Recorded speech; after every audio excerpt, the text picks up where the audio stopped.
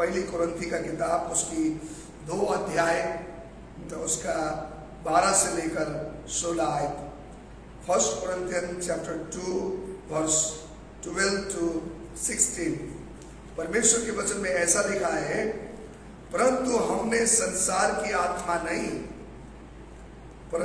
परंतु वो आत्मा पाया है जो परमेश्वर की ओर से है, कि हम उन बातों को जाने जो परमेश्वर ने हमें दी है, जिनको हम मनुष्य के ज्ञान की सिखाई हुई बातों में नहीं परंतु आत्मा की सिखाई हुई बातों में आत्मिक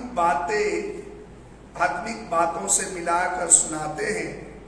परंतु शारीरिक मनुष्य परमेश्वर के आत्मा की बातें ग्रहण नहीं करता, क्योंकि वो उसकी दृष्टि में मूर्खता की बातें हैं और न वो उन्हें जान सकता है, क्योंकि उनकी जांच आत्मिक रीति से होती है।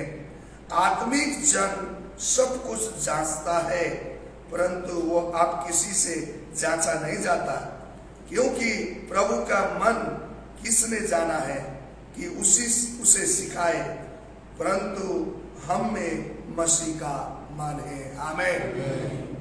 और आज मेरे बोलने का शीर्षक भी देना चाहता हूं कि मसीह का मन, मसीह की मन। सचमुच में यहाँ आज हमने इस खंड में पढ़ा है। आज की इस वचन से जब हम देखते हैं तो परमेश्वर अपने बच्चों को ये बताना चाहता है कि इस वचन से प्रभु सिखाना चाहता है कि उसने अपने बच्चों को अपना मसीह का मन दिया गया है। मसीह के मन के बिना हम कभी भी मसीह को जान नहीं सकते हैं, मसीह को पा नहीं सकते हैं। जब हमने प्रभु यीशु को विश्वास किया, हमने उसकी पवित्र आत्मा को पाई, तो परमेश्वर कहता है कि इस वचन से किया कि उन लोगों को मसीह की मन मिला है। किन लोगों को मसीह की मन मिला है? उन लोगों को जिन्होंने यीशु मसीह पर विश्वास किया, जिन्होंने यीशु को अपना प्रभु माना है।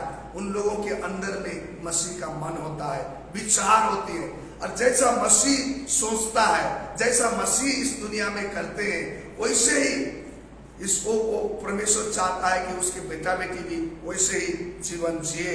जैसे हमने यहाँ देखते हैं तो देखो, हमने संसार की आत्मा नहीं पाई है, जो दुनिया की आत्मा, दुनिया के जैसा सोचना, दुनिया का जैसा करना, वो आत्मा हमारे अंदर में नहीं है। लेकिन हमें परमेश्वर ने अपनी आत्मा दे दिया, ताकि वो आत्मा मसीह के पवित्र आत्मा, जिसको भी हम कहते हैं। बहुत सारे लोगों के लिए ये बातें, हम जब पवित्र आत्मा की बातें बोलते हैं, उनको समझ नहीं आती है, उनको एक दुनिया की बातें जैसा मूर्खता लगती है, प्रभु बताया गया है।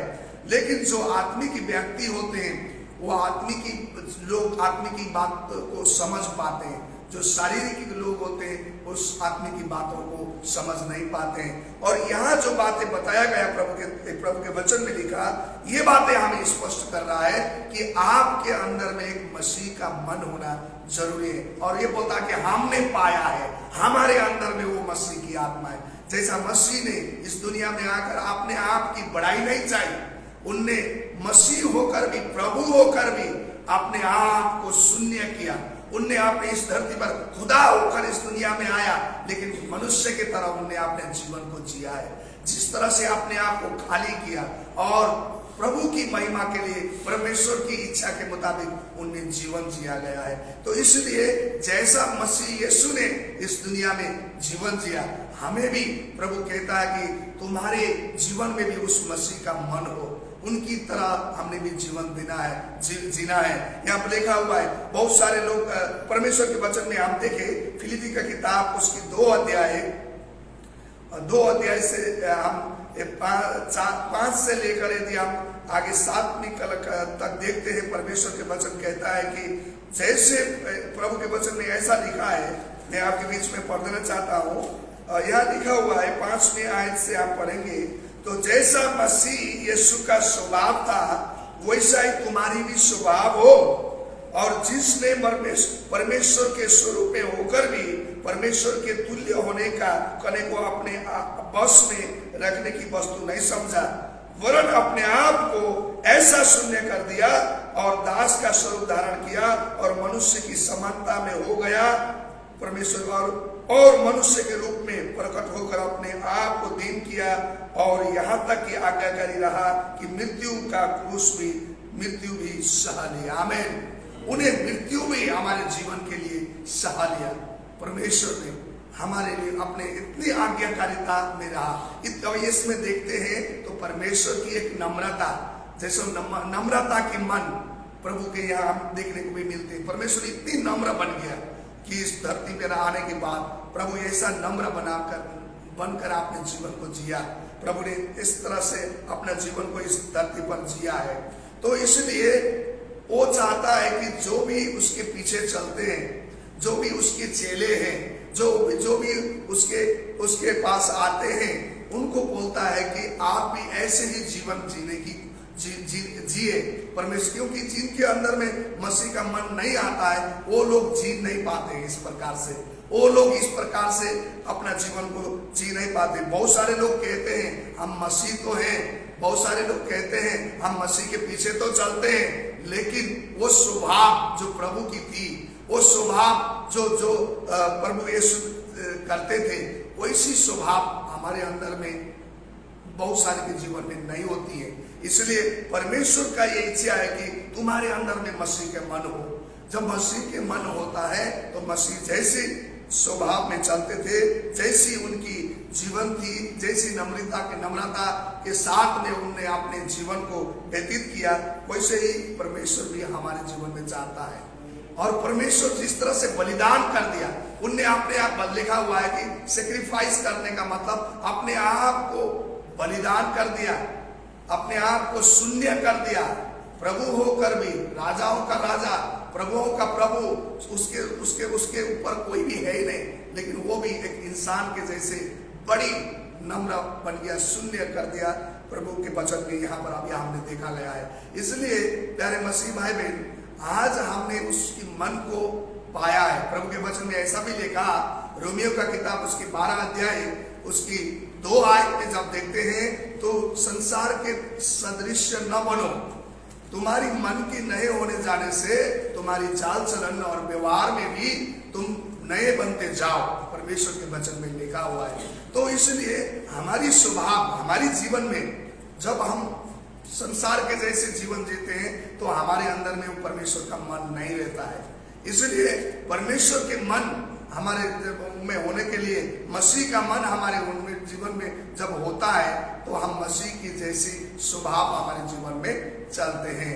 तो इस बाइबल में परमेश्वर के वचन में कहा जाता है कि लिखा हुआ है, एक पौलुस भी परमेश्वर का दास भी कहता है, जैसा मैंने मसीह की चाल चला है वैसे तुम भी मेरी जैसी चाल चलो।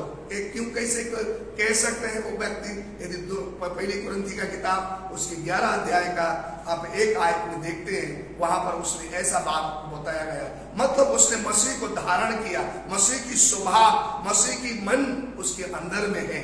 इसलिए वो कहता है कि जैसा मैंने मसीह को मैंने अपने चाल चला है तो तुम भी अब मेरी जैसी चाल चलो बोलकर हमें ये बातें सिखाता है। तो इसलिए परमेश्वर चाहता है कि हमारे जीवन में हम भी मसीह की चाल चलना बहुत जरूरी है।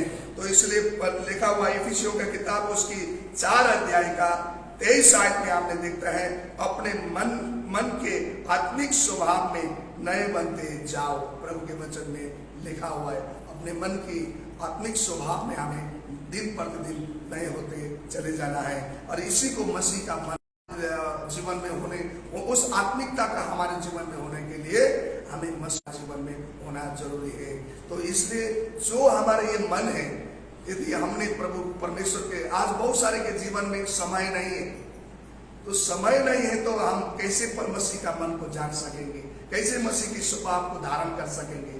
अब इसलिए उस जब हम हर एक दिन सुबह इस तरह से समय बिताते हैं, 1 घंटे का समय है प्रार्थना या 2 घंटे की समय हो, हम हर एक दिन इस तरह से परमेश्वर के साथ उसकी स्वभाव, उसकी सोच, उसके विचार में हम बिताते हैं, तो उसकी स्वभाव हमारे अंदर में आता है, उसकी सोच हमारे अंदर में आती है। अन्यथा हम जैसे मसीह तो कहते हैं, लेकिन हमारे अंदर में उसके पास समय नहीं है, तो हम कभी भी मसीह का मन को हमारे जीवन में प्राप्त नहीं कर सकते हैं। इसलिए आज मैं आप सबको उत्साहित करना चाहता हूँ। सचमुच में आपको और मुझे आज मसीह की मन की जरूरत है। बताया हुआ है कुलस्सी का किताब 3:2 में भी लिखा हुआ है कि लिखा है पृथ्वी पर की नहीं परंतु स्वर्गीय वस्तु पर अपना मन लगाए। जब उस परम स्वर्गीय वस्तु क्या है, परमेश्वर की ओर, उसकी ओर ध्यान करें तो अपने जीवन में भी उसकी स्वभाव, उसकी मन हमारा जीवन में काम करता है। तो इसलिए यही वचन से मैं आप सबको उत्साहित करना चाहता हूँ कि हम हर एक दिन परमेश्वर के साथ समय बिताएं और ताकि हम उसकी स्वभाव को, उसकी सोच को, उसके विचार को हमारे जीवन में होना पाए।